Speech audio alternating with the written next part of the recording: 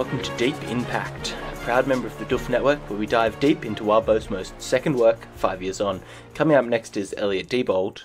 And that was Ruben Morehouse. And we are back to talk about Collateral 4.3, which kicks off right where Collateral 4.2 left us. Rose has been pulled out of the mirror dimension and into our world. And she starts out by just giving Blake a big old hug. But it's too tight, takes too long, and Blake is not happy with it. Yeah, this is such a conflicting moment, because, like, Rose is just so happy to be on the same in the same dimension as people. So she just sort of jumps at Blake, and we see her apologize for it later, but it's like you want to be so happy for Rose, but at the same time, Blake's having, I don't want to say a panic attack, because he should already be having a panic attack given what's going on with the Lord of Conquest, but it's like this ups his amount of panic attack because it's triggering like this whole other sort of trauma that he has. And so it's so conflicting because you're so happy for Rose, but at the same time, it's terrible for Blake. Yeah, Blake really doesn't like being touched. He almost punches Rose out of instinct. He doesn't actually stop himself because it's Rose. He stops himself because she's already too close to him and he had his hands in his pockets. It's not great for him. Thank God he had his hands in his pockets. Can you imagine if he had just punched her? Like, that would have that would have totally changed the tone. Because essentially, the big thing in this chapter is Blake and Rose probably work together as a team better than we've ever seen them. Yes, they really are working together. They have a fantastic dynamic this entire chapter, and that's because Blake had his hands in his pockets and didn't get a chance to punch her like he wanted to. Could have gone worse. Not that he wanted to, but that's a bit of good karma, I guess, that he had his hands in his pockets. Yeah. Blake kind of tries to distract himself by analysing Conquest and trying to figure out a way out of their current predicament. He's really not doing well. Yeah, I mean, the fact that you're distracting yourself by focusing on the giant being manipulating reality that's planning on torturing you, like, is a pretty good sign that things aren't good. It's a very calming image for Blake. Conquest agrees to give Blake and Rose like a moment to themselves in a very generous gesture, seemingly. The whole all the dialogue here is great. I'm just going to keep saying that every episode, I guess. Rose and Blake exchange banter, and then I love how the Lord of Conquest just says, I'm just going to give you some time to yourself, and Blake's like, why? And then Rose is like, what are you doing? Shut the fuck up. Shut up, Blake. Conquest's response to that is, giving succor to the weak is a tool for control. What a dick, am I right? Yeah, he's so unashamedly kind of evil, but also he's the he's the concept of conquest incarnate. So it's not like he doesn't feel overdone. Like, it's just I mean, he's just, I don't even know if evil is the right word. We're going to get into this more later, but like, he is just a nightmare. Like, he is a literal nightmare. Oh my god, he's terrifying. I mean, he's basically, he's just open about the fact that he's going to Stockholm syndrome them, basically. Yeah, for sure. So Blake kind of, throughout the last chapter, Rose was at the house reading books, confirmed she can still access the books, thank God. And Blake kind of catches her up on what's been going on, and she's kind of trying to catch up to just how fucked they are, but this is undercut by, she's in the real world, and it's hard for her not to be happy about that. Yeah, well, because we had this bit, we didn't bring this up last chapter, but in Conquest's pseudo-domain, you're constantly, like, in the spot between, like, hot and cold, and like it's just designed to make you uncomfortable, and part of that is, like... very uncomfortable. Yeah, and so part of that is it feeds Conquest, sort of power over you, and then also, I think it was symbolically representative of how... Conquest is all about, like, change in power. Yeah, transition. Yeah. Yes. But, like, so Rose sort of comes in and she's like, oh my god, like, I'm cold. And Blake just starts explaining what we just said to her, and she's like, no, like, I'm feeling a thing. Like, she's, Blake tries to explain the direness of their situation, but she's just too happy being in real life again. Yeah, and their whole vibe kind of changes. It's so weird because you feel it. Like Blake has always felt real, and Rose has felt like a real character, but she feels more tangible in this chapter, which is weird because they're both all just words on a page. I don't know how I'm getting affected by this, but I kind of get how Blake kind of subconsciously feels about Rose now, I think, a bit more. She just kind of feels real. Yeah, she's always felt kind of limited, I guess, or trapped. Like, she was more othery because she was stuck in a mirror, and now that you're sort of seeing her on the same level as Blake, there's just something more real about it, even though, they're just characters in a story. Yeah. And I mean, her whole mood changes. Like, throughout this chapter, like, the shit's hit the fan already, and it goes downhill all chapter. But she's almost more positive than she has been at any other point in the story, just because... Yeah, she kind of feels like she's in her element.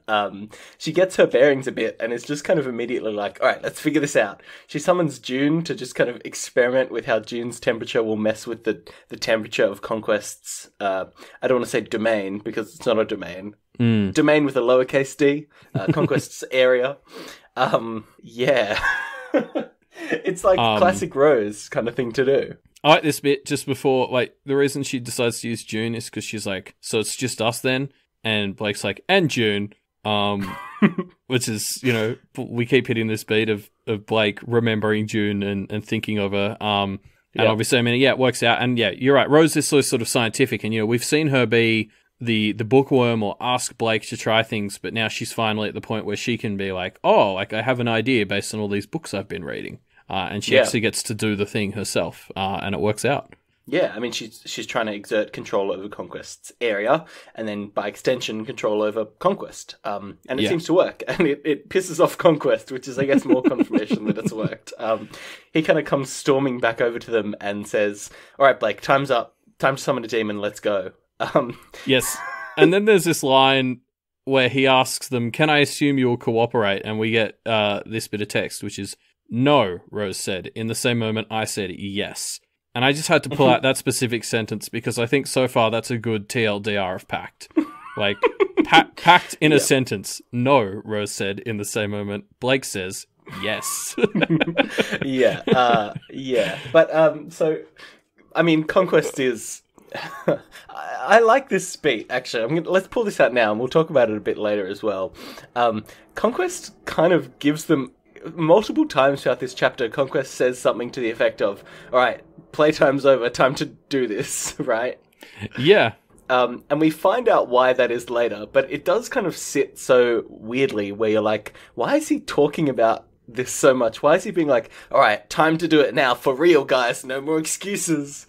It happens like 4 times. Yeah, I do think there's a point just before Blake starts to click onto it where you're just sort of like, it kind of feels like they're just going in circles. Like, Conquest keeps being like, oh, right now I'm going to start torturing you. And they're like, yeah, but... And he's just like, that's stupid. Do it now or I'm going to start torturing you. And then they're like, yeah, but... And of course, like, they're actually facing this. So it's not as if I'm saying, oh, I caught it like a little bit before them that something was off. It's like, I didn't literally have to worry for my life. I think they did a good job, but it's very much like there is just something a bit weird and cyclical about this, and I didn't come up with the actual answer before Blake, but I really like how it all comes together.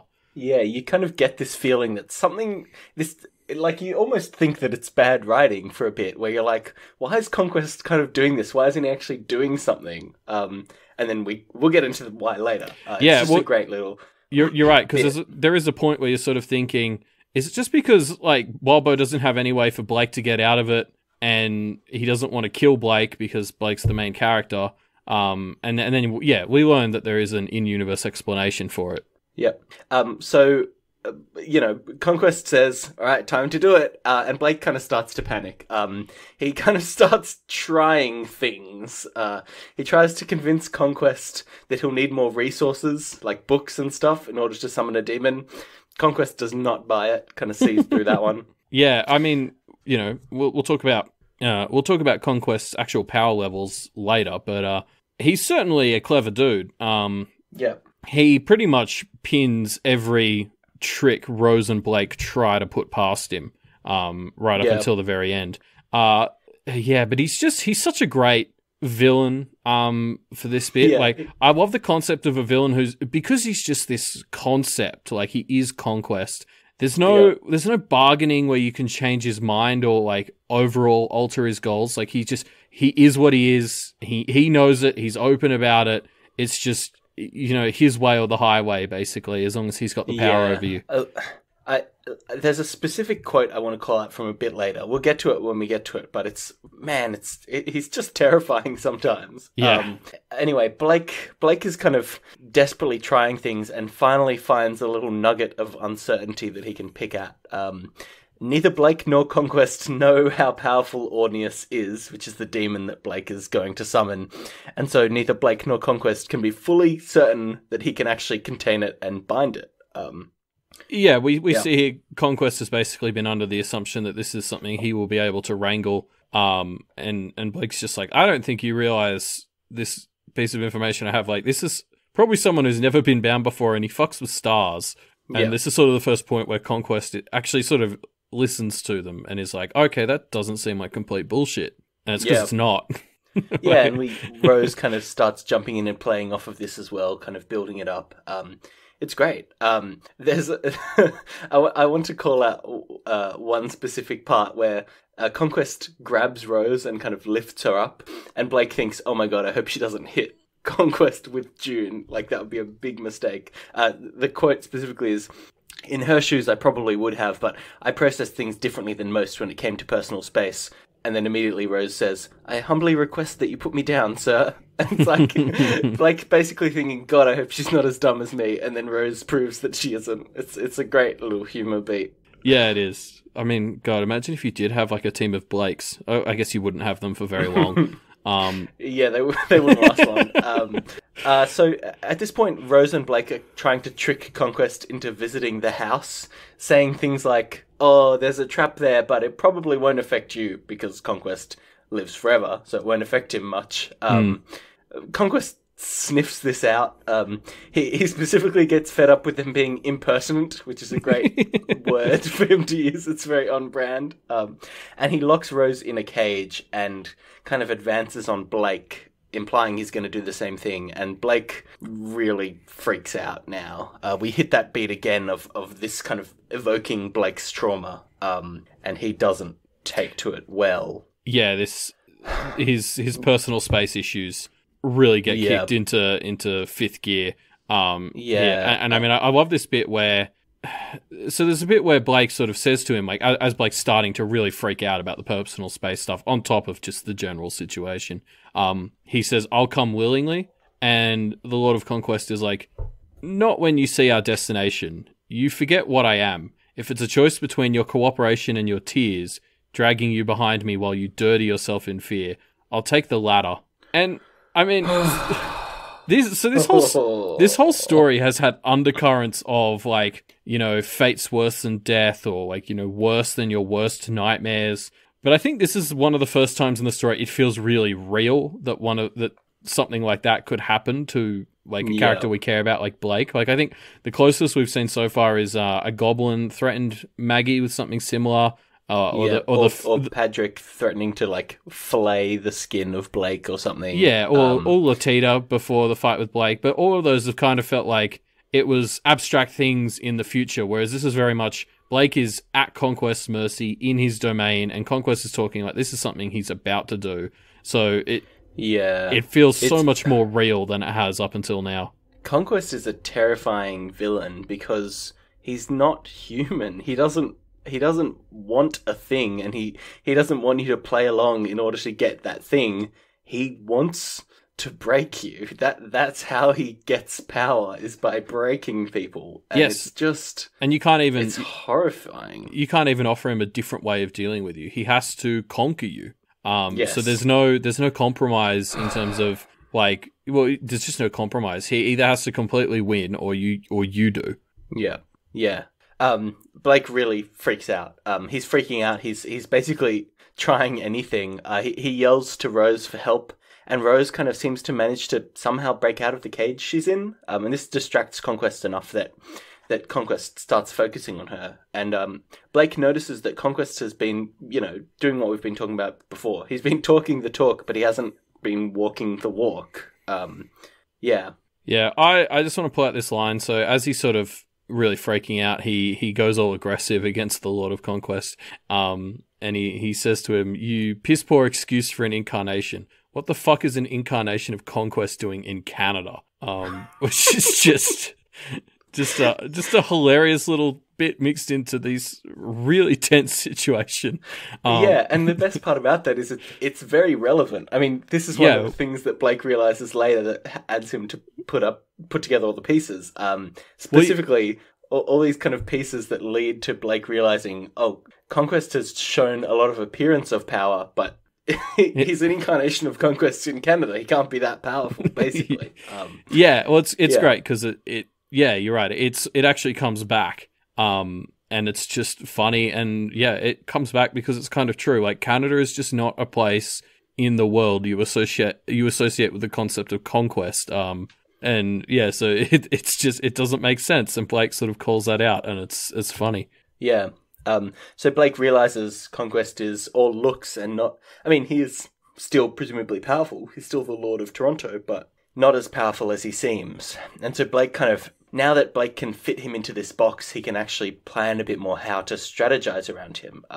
He adjusts how he talks and starts acting kind of subservient in the hope that it'll kind of let Conquest not have to expend the limited power that he has on breaking them, basically. Yeah, I definitely didn't piece this together on my first read through. The link from Conquest is not as strong as he makes out to what Blake does. Didn't make sense to me the first time, and it was really going through again that I clicked with what you just said, that he's basically trying to offer Conquest a path of less resistance that doesn't involve killing them. So it's a good play, like, considering I didn't make that leap myself, so I guess I'd probably be dead, but Yeah, it Blake makes lives sense in the moment for plays like this, I think. So Conquest plain straight up asks them whether they're surrendering, and Blake thinks, in me, no, I was only just starting to fight. He just closes his eyes and hopes that Rose jumps in, which she does. She just says yes. It's just so nice to see them working together. They're so on the same page. I mean, Rose doesn't know that this is the play that Conquest is making, but they just bounce off of each other and enable each other so well in this scene. It's great. Well, so my understanding of this is essentially this works because Blake can't say he's surrendering because he's actually not. He's figured it out, and he's planning on making. This is his plan. He's making a play. Yes. And so basically he's relying on Rose not having figured this out and actually wanting to surrender.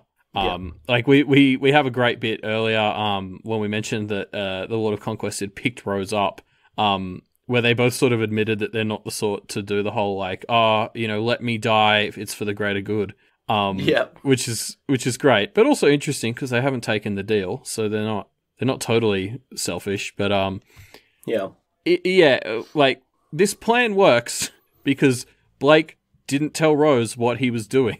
And I think that's a delicious bit of irony because we've just been talking about how well they work together, and that even extends to Blake's classic MO of not filling Rose in. And I mean, this is a little different because they were already in the shit. He didn't run in there and not tell her exactly what he was doing. But I think it's noteworthy that they get out of this because Blake keeps the secret from Rose. It's fun, isn't it? It's a nice conclusion of the theme in a new way. So Conquest agrees to their surrender without having to torture them. Yay! They buy themselves 3 days in which Conquest will try and break the spell around the Hillsglade house. At which point they will still have to get books to summon a demon. And during those 3 days, Conquest will give them 3 tasks to complete, 1 per day. If they fail, he's gonna do something bad to them. That's for sure. Yeah, Conquest just fully turns into an NPC from a video game, and he just gives them some fetch quests. Dispenses 3 little side quests while he buys himself some time. But I guess, because Blake has been getting called a diabolist in this whole story, and I don't think that has been an appropriate label because he has been trying not to be a diabolist. But now he's just been hired to do 3 Diabolist jobs. Yes. So, yeah, I mean, I guess Blake and Rose are officially Diabolists now. They get their cards. They're card-carrying official Diabolists. This is such a bad deal for them, Elliot. All they've done is buy themselves 3 days, and they have these kind of like Herculean tasks that they have to complete. It's like I love the theme that we've had throughout the story of anytime Blake meets a new practitioner, the first thing he has to negotiate is letting him leave safely. And this time that negotiation has gone very badly. Yeah, well, because it's like, Conquest has done a very good job because they sort of bought themselves the 3 days, but he's managed to also work in these tasks which are presumably going to eat up almost all of that time. So, yeah, this isn't a great deal for them. I mean, I guess they got out alive, which for most of this chapter did not seem like a possibility. It kind of does remind me of the story of the Tales of the Arabian Nights, or if you want to be more contemporary, of The Princess Bride, where there's this plot thread of, in the Tales of the Arabian Nights, it's the main character telling a tale to the Sultan each night, and telling the first half of a tale so that the Sultan wouldn't execute them, and then the next day telling the second half of the tale and the first half of a new tale so that they're on the hook every single night and they buy themselves time. Or in The Princess Bride, it's the Dread Pirate Roberts saying, "Oh, I'll probably kill you tomorrow." I feel like Blake has bought himself 3 days, and if he can prove himself to be useful to Conquest within those 3 days, maybe it won't go so bad. I don't know. Yes, well, maybe that's an out. Essentially, it does still feel like they're indentured servants, or not indentured, but they're still under his thumb. It's just managed to avoid. Basically, just they're slaves, right? Like, yes, it's exactly. Conquest. We can call them slaves. But I guess they managed to avoid the torture part of being conquered, which is not insignificant, but not everything. So the final thing that Conquest does is decides that he needs some kind of assurance, or collateral, some may say.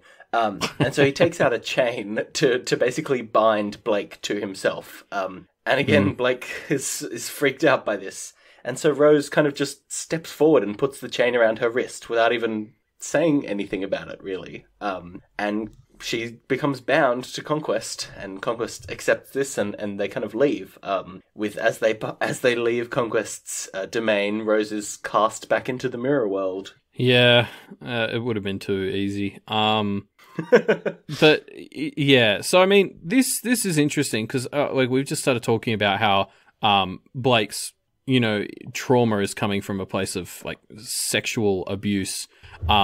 And I don't know, the way he responds to the concept of being like chained up makes me think that it may have also involved sort of kidnapping, and being locked up to some extent, which is making it even darker. And we know Blake. Sorry. Oh well, just props to Rose for sort of. Like, she basically says after this that the chain thing came out and she just immediately pegged that Blake looked like he wasn't going to do it. Yeah, he was going to do something like rash or kill himself before putting that on. So she bit the bullet, and they sort of talk about how that's a big deal. Like, she is able to be pulled in by Conquest at any point now. Like, she's taking a big risk. Yeah, I think so. Back when they were talking to Mrs. Lewis, she kind of made the hint that Johannes's domain gave him the opportunity to bend the rules, and we see the same thing here. It seems to be pretty strong evidence shaping up that if they have a domain, if they can shape their reality, they might be able to just have Rose be able to leave the mirror in that domain. It seems like a possibility here. Yeah, I think it had already been pretty heavily hinted, but this was sort of the final, just in case you didn't understand that would be how it is. We sort of saw it in action in a not even domain. Yeah. But so what's interesting about this whole revelation about the Lord of Conquest is, and Blake, this crosses Blake's mind. There's not really a way that other members of the Council of Toronto haven't figured this out. The Lord of Conquest is mostly talk. So I'm going to be very interested. Like there has to be a reason then that he's still in power, and is it like somebody's trying to keep him there? Like are there other people who like having him there for some reason, or is there a trick? Like, I imagine he'd be quite difficult to defeat because if you try and conquer him, does that somehow power him and then he flips it on you? Like, Yeah, you've got to non-violently confront him and then he just, I guess, beats you up. I don't know. Yeah, like I can see how it would be difficult to conquer him. So this whole concept of fighting a concept is such a fun idea, and I can't wait to see why the Lord of Conquest is still in power considering this supposed weakness. Yeah. So Blake and Rose are outside of the building now, and they basically start talking about how fucked they are. But Blake has a plan. He is going to try and start a mutiny. Start of a plan, I guess. Yeah, Rose calls it out as the start of a plan, and he agrees. It seems like a good start of a plan though, because it seems like Isadora and Diana would be on board. They weren't exactly happy with how things went at the end of last chapter either. So it's not the worst plan, but he's got 3 days and a bunch of other jobs to do, so it's going to be tight. Yeah, two chapters ago you called out that you had remembered about Sandra's talking about making a move against the Lord of Toronto. Seems pretty relevant right about now. Yes, I think I also predicted in Sandra's interlude that Jeremy and Blake may not stay enemies for very long, and I'm feeling fairly confident about that prediction right now. I guess we'll see. But we will see. Yeah, I think it'd be interesting to see Blake end up on the same side as the Duchamps in this whole endeavor, and see what exactly that looks like. Yes. Yeah, interesting. It would be a hard needle to thread given how badly relations with Laird have gone so far. Anyway, that's the end of our discussion about Collateral 4.3. For our bonus bit this chapter, I really want to talk more about Conquest, because I just find him, like, he's such an interesting villain, character, idea. All of the above. Yeah, D, all of the above. I thought it would be fun to dive into this a bit. And now, how do you dive into an idea? That's a good question. I'm not really sure. I started off just looking at how he was described when we first met him. So he's got a mullet, a colonial jacket, a rifle with a bayonet, and he has 2 Aboriginal men chained up beside him. So obviously that's pretty colonial. Yes, it's very, I want to say like 18th century imagery, but that's Australian timeline. I don't know exactly what the timeline is over in Canada, but it's very European invasion imagery. I mean, he's said to have 2 chained up Aboriginal men, which, we're Australians, so obviously we associate Aboriginal with Indigenous Australians, but in this context, they're most certainly referring to Indigenous Canadians. But the story is the same. Any colony that had Indigenous people has this story of kind of genocide and disease wiping out the native population. And so that makes sense with the traditional idea of Conquest's image. But the thing about his description, which I really wanted to dive into more, was this part. His other arm was outstretched, resting against one knee, hand open, with large green beetles crawling around the palm. Yeah, so this line jumped out to me as, I don't understand why this is a thing. So I'm really glad that you've called this out to go into it, because I have no idea why there were green beetles on his palm. So please tell me. Yeah. Me neither. And so I kind of tried to find an insect which fit in this context. And obviously we only get a very brief description of them, so it was a hard one to do, but I think I found one which might be what we're talking about here, which is a green insect called the emerald ash borer. It's not as big as it's implied to be in Conquest hands, but it is a green insect that fits this newer idea of Conquest. It basically exists across North America, and lays its larva inside ash trees, and then this larva eats the inside of the tree, basically killing it, stopping it from getting nutrients. And this is an insect that has spread as a major pest all across Canada throughout the kind of turn of the century to the 2010s, and now has killed hundreds of millions of ash trees. That's cool. Yeah, I'm willing to buy that might have been the reference. It certainly sounds conquesty. Yeah, I mean, we get that Conquest prefers warfare and bloodshed. He's described as he prefers warfare and bloodshed, but can draw power from the steady expansion of civilization into nature, real estate, business takeovers, etc. And so the idea of these kind of pest species killing natural trees across Canada, I think, really fits quite nicely into this vibe. Yeah, absolutely.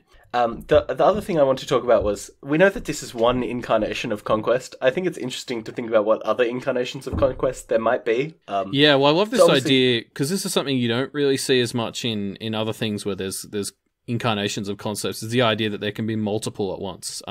He's not the only Conquest. Yeah, so obviously a lot of them can have quite strong colonial roots. I mean, like, I'd imagine an Australian conquest would be quite similar.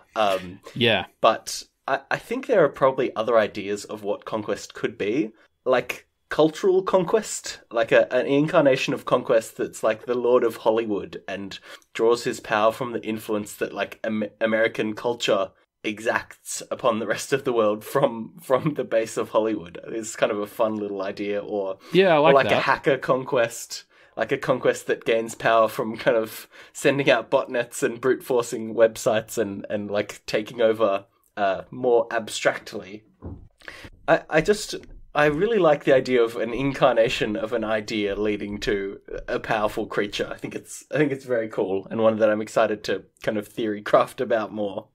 Well, Conquest was such a great choice because it's a little bit more abstract and less well defined as something. Like, I think another one that's mentioned is death, and they're like, well, the incarnation of death, when he touches things, they die. And I mean, really, that you're going to get a bit of flexibility out of death, but Conquest is so much more. It's less just intuitive of here are the like two things I can see that doing. Conquest is inherently more flexible because of how less sort of easily defined it is, and it's great. Yeah, we talked about something similar when Blake went to meet Briar Girl, and how she was talking about like necromancy as a part of the circle of life, and it was such a weird twist on this traditional like nature character. I'm really interested to see these ideas interpreted in more creative ways. It's a theme that I'm really enjoying in Pact so far. Yeah, me too. Anyway, that brings us to the end of our discussion on Conquest and Collateral 4.3. Thanks for checking us out. If you want to discuss some of the things that we talked about, and maybe theory craft about what your ideas for a weird version of Conquest could be, you can do that in the discussion thread for this episode, which you'll find linked in the episode description down below in your podcast catcher. Yes, and if you want more information on the rest of this show and the other cool shows on the Doof Network, head over to doofmedia.com.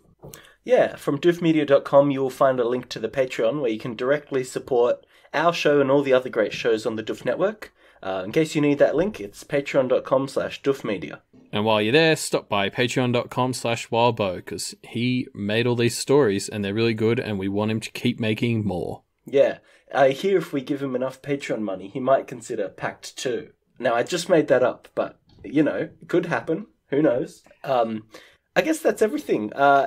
Come back in a few days, the 11th of March, when we'll be talking about Collateral 4.4, and we'll see you all then. See ya.